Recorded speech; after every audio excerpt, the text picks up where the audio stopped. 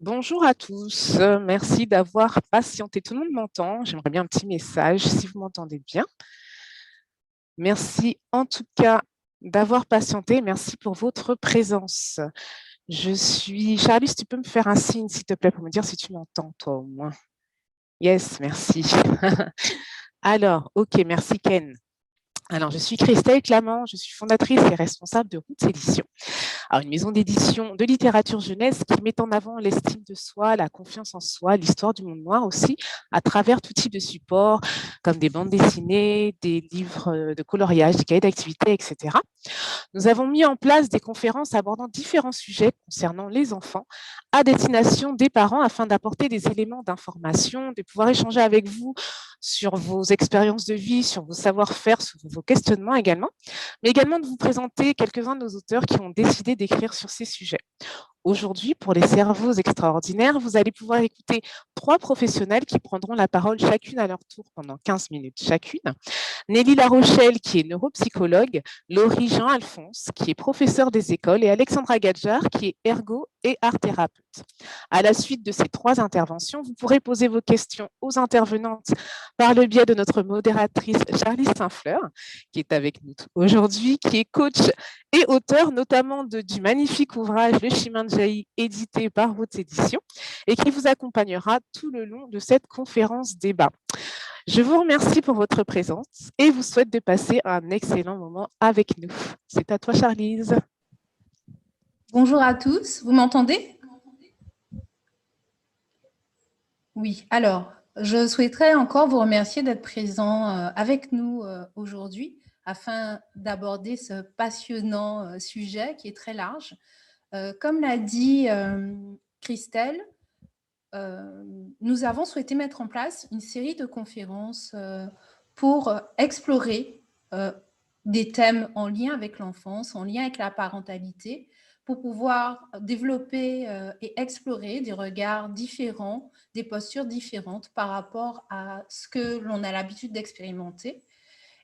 Et je remercie ces 3 professionnels d'être présentes avec nous aujourd'hui afin d'aborder ce thème qui est très large, celui des enfants différents. L'idée, c'est d'échanger avec vous en toute simplicité, de ne pas rentrer dans du langage scientifique, d'aller vers la simplicité de l'échange. Voilà. L'idée, c'est surtout de permettre l'interaction, l'échange entre ces professionnels et vous, d'entendre aussi vos témoignages en tant que parents par rapport à ce que ces intervenants auront à proposer. Donc, je ne vais pas être plus longue. Donc, dans le format, vos micros ont été désactivés afin de permettre aux professionnels juste de présenter leur sujet, leur thématique. Vous avez la possibilité de me poser à moi les questions et à la fin de l'ensemble des interventions, je ferai le relais. Je poserai les questions aux intervenants afin qu'ils y répondent.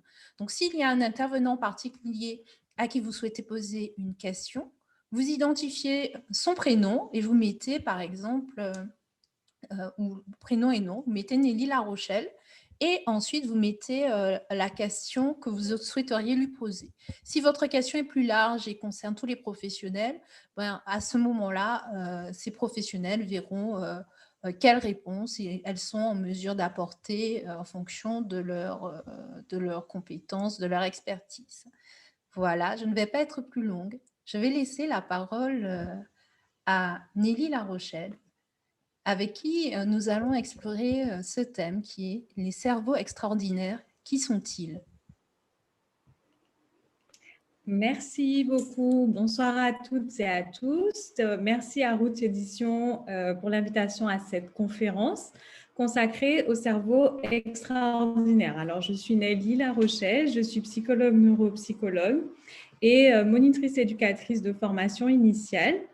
Ça fait à peu près 10 ans que je suis dans ce parcours professionnel et c'est au cours de ces 10 années que j'ai pu rencontrer justement les enfants différents et me rendre compte à quel point leurs différences les rendaient extraordinaires.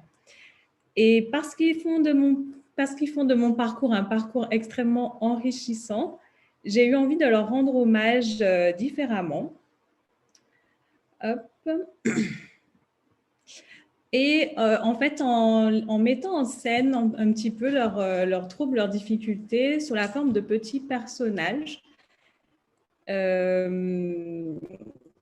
qui permettent un petit peu d'avoir une autre approche de cette différence et de ces jeunes.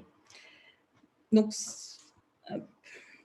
sans doute parce qu'ils se sont souvent aussi eux-mêmes posé la question, j'ai imaginé une planète, la planète au cerveau extraordinaire, qui regorge d'êtres singuliers et fantastiques qui, derrière les troubles et les difficultés, ont aussi de multiples qualités, de multiples mérites.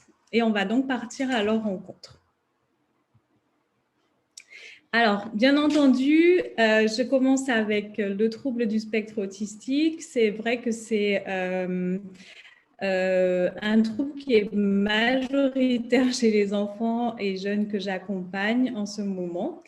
C'est un trouble qui est multiple, puisqu'on va vraiment dire qu'il y a autant d'autisme que de personnes porteuses d'autisme. Mais on va retrouver en général des particularités communes, à savoir principalement une perturbation précoce de la communication et des interactions sociales, des activités, des comportements qu'on va dire restreints et répétitifs, puisqu'ils ne sont pas forcément socialement, on va dire, acceptables, et aussi des particularités sensorielles, notamment soit une hyposensibilité, c'est-à-dire que l'enfant ou la personne va avoir un faible degré de perception sensorielle, ou au contraire une hypersensibilité avec des capacités au-delà de la moyenne chez les personnes. En fait, pour l'enfant autiste, ce qui est vraiment compliqué, c'est de comprendre les codes sociaux, de comprendre tout ce qui régule nos interactions sociales, d'utiliser socialement aussi le langage, parce que quand le langage est présent, il n'est pas forcément utilisé de manière sociale. Mais c'est aussi pouvoir traiter efficacement toutes les informations de l'environnement, de pouvoir les prendre en compte et de pouvoir les utiliser correctement. Cependant, à côté de ces difficultés, ce sont avant tout et surtout des enfants qui sont très attachants et surtout authentiques. Il n'y a pas de faux semblants, il n'y a pas d'à peu près avec les personnes, les enfants autistes, on sait rapidement où est-ce qu'on en est dans la relation. Après, dans certaines pratiques, ce sont des enfants aussi qui vont être extrêmement méticuleux, qui peuvent vraiment rechercher souvent un peu la perfection dans ce qu'ils vont entreprendre. Ils sont souvent étonnants parce que parfois, on ne s'attend pas du tout à ce qu'ils peuvent produire, au comportement qu'ils peuvent avoir. Là où on ne les attend pas, ils vont produire quelque chose. Ce sont des enfants qui sont tout à fait étonnants et qui peuvent se montrer vraiment aussi très brillants dans leur domaine de prédilection et tout à fait passionnés. Donc, c'est vrai que les passions, comme on a dit tout à l'heure, ne sont pas forcément socialement courantes, on va dire. Ça peut être des bouchons, des cintres, la peinture, les dinosaures, tout un tas de choses finalement qu'ils affectionnent et puis si ça les rend heureux, nous on accepte. Donc voilà. Donc le trouble du spectre autistique, c'est un trouble qui peut s'accompagner d'autres troubles qui ont aussi leurs caractéristiques propres.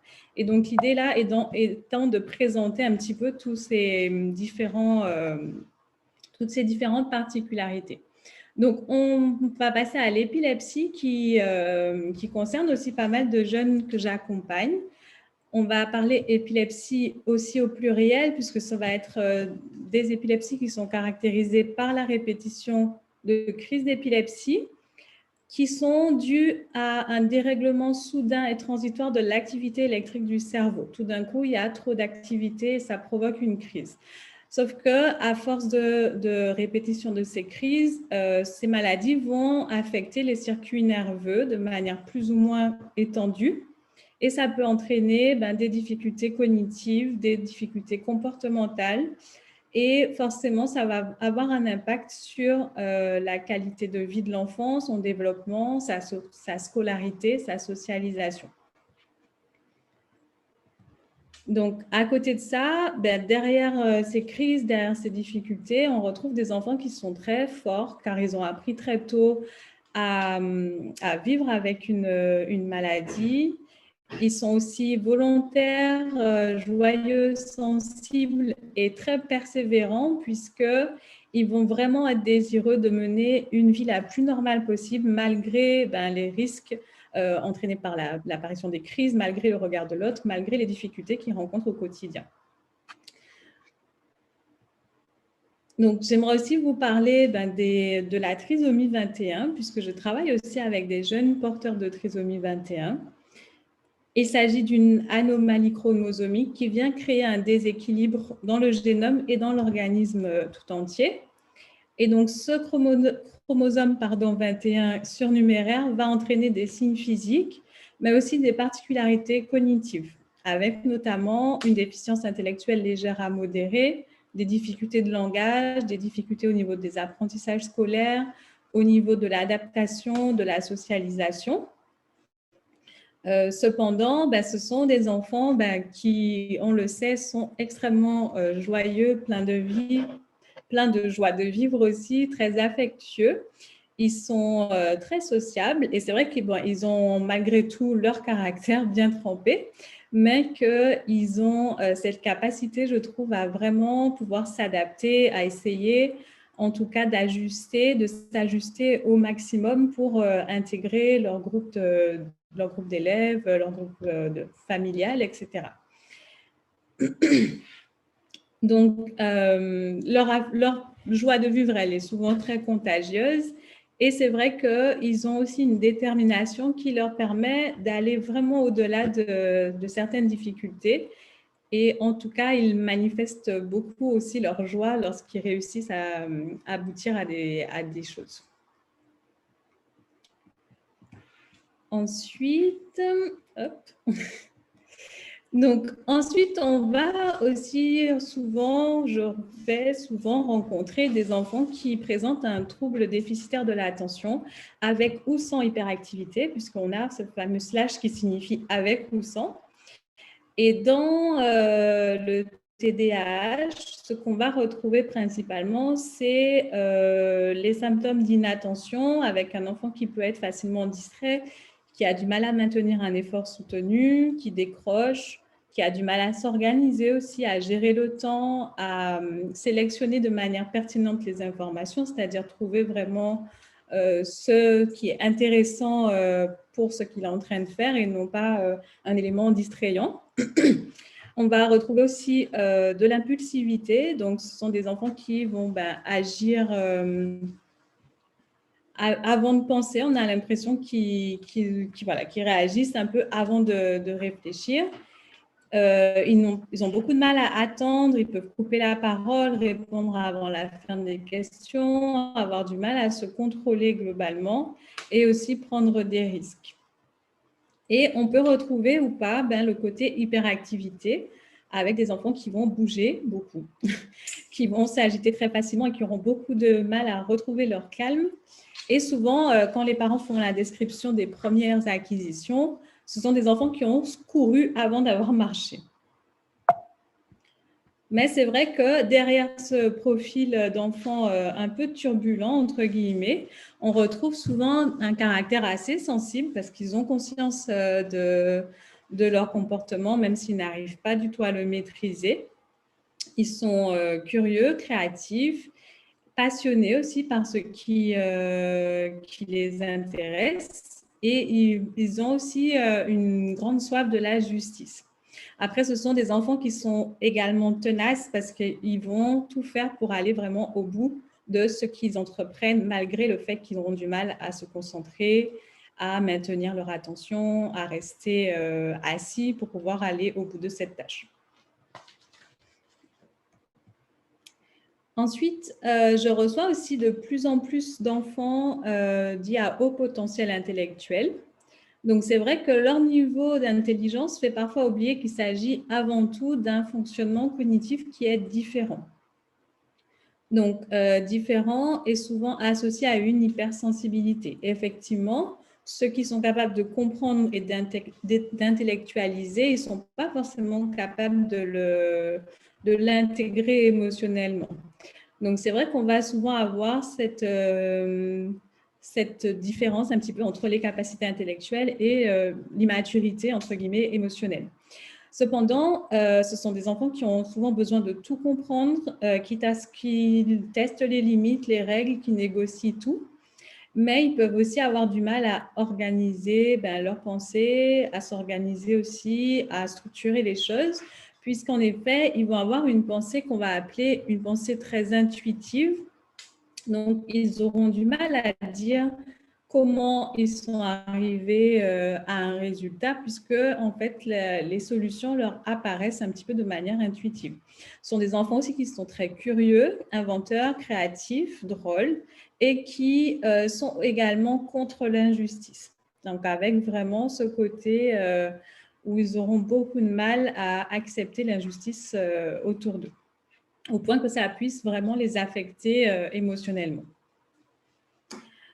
Donc, nous allons aussi voir un petit peu la question des troubles spécifiques. Donc, c'est vrai qu'on va retrouver dans cette catégorie des troubles qui vont concerner uniquement une capacité cognitive. Donc là, dans le cadre de la dysphasie, c'est un trouble spécifique du langage oral.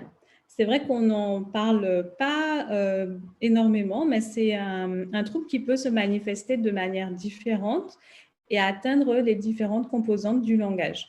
On peut avoir une atteinte spécifique au niveau de l'expression. Donc là, l'enfant, il aura beaucoup de mal à s'exprimer, à produire des sons, à produire des mots, des phrases.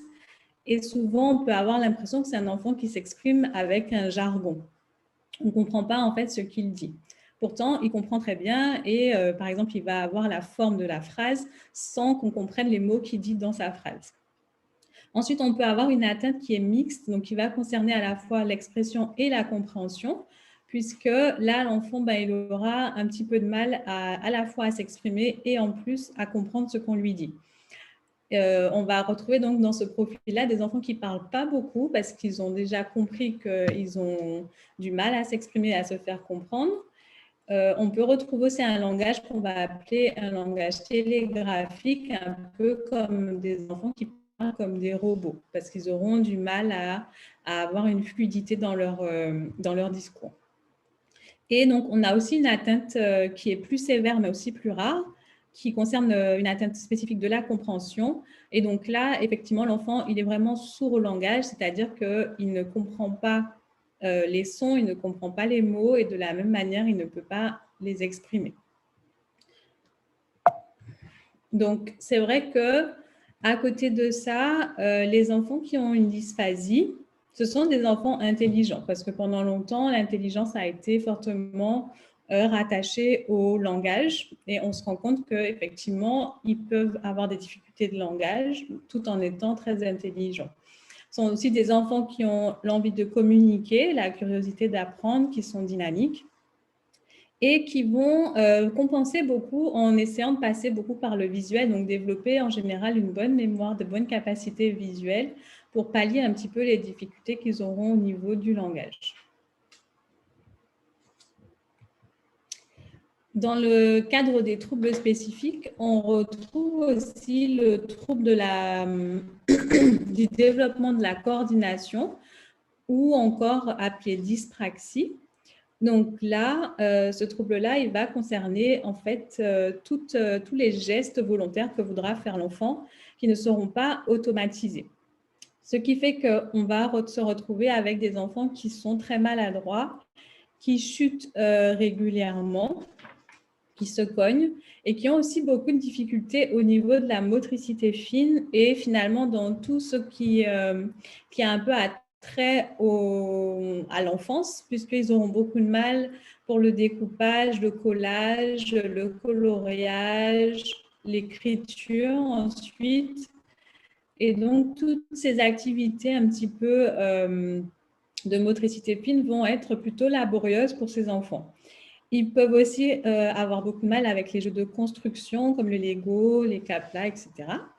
Et des difficultés aussi à l'habillage pour attacher les boutons, faire monter la fermeture éclair, faire les lacets. Donc, chez ces enfants, on va aussi avoir des difficultés à se repérer dans le temps et dans l'espace. Et donc, voilà, ça fait vraiment un ensemble de difficultés au quotidien et chez un enfant qui sont vraiment pénalisantes. Après, comme toujours, donc là non plus, pas de lien avec l'intelligence. Ce sont des enfants qui sont très intelligents, qui sont vifs, qui sont très curieux, sociables et sensibles. Et ils sont très persévérants puisqu'ils sont capables finalement de développer certaines compétences fines, de gestuelles fines par la répétition, par la persévérance, parce qu'ils sont passionnés par un domaine. Et malgré la difficulté de la dyspraxie, ils arrivent parfois à développer ces compétences. Et on va aussi avoir donc les troubles des apprentissages, où là, donc ce sont des troubles qui vont apparaître avec la scolarisation finalement, puisque les enfants vont avoir du mal à développer des automatismes au niveau de la lecture, au niveau de l'écriture, au niveau du calcul. Donc, on va parler de dyslexie quand on va parler de difficultés d'acquisition de la lecture, de dysgraphie dans l'acquisition de l'écriture et de dyscalculie pour tout ce qui est acquisition du calcul et du sens du nombre. Donc,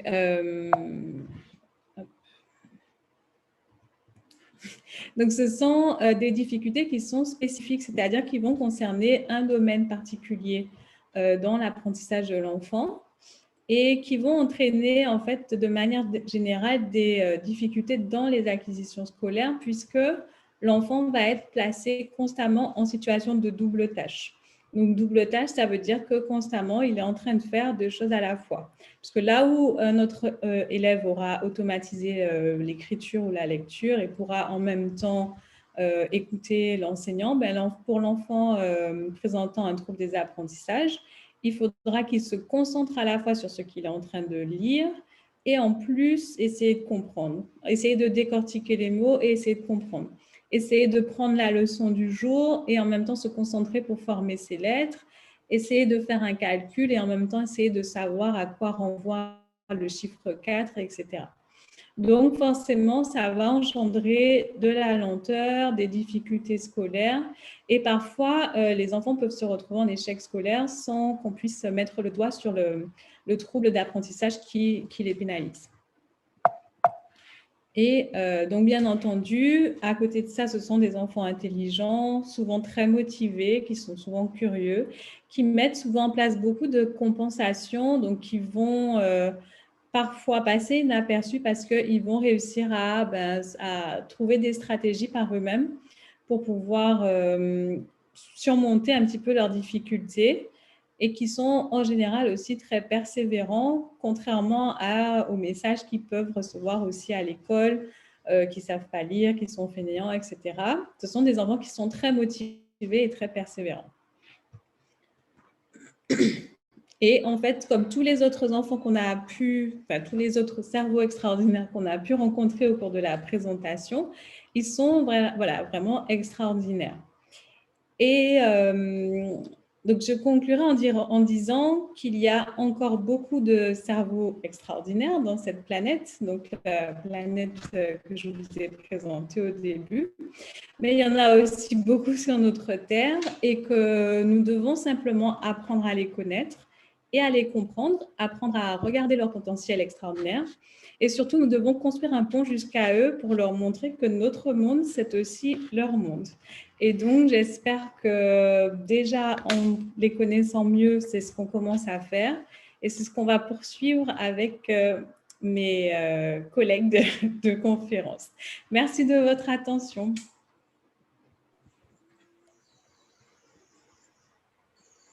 Alors, merci beaucoup Nelly pour ton intervention. Il y a déjà quelques questions pour toi. Donc, du coup, pareil, ce sera à la fin. Et là, nous allons passer la main et le micro à Laurie Jean-Alphonse, qui va nous parler de son livre, Mon livre extraordinaire.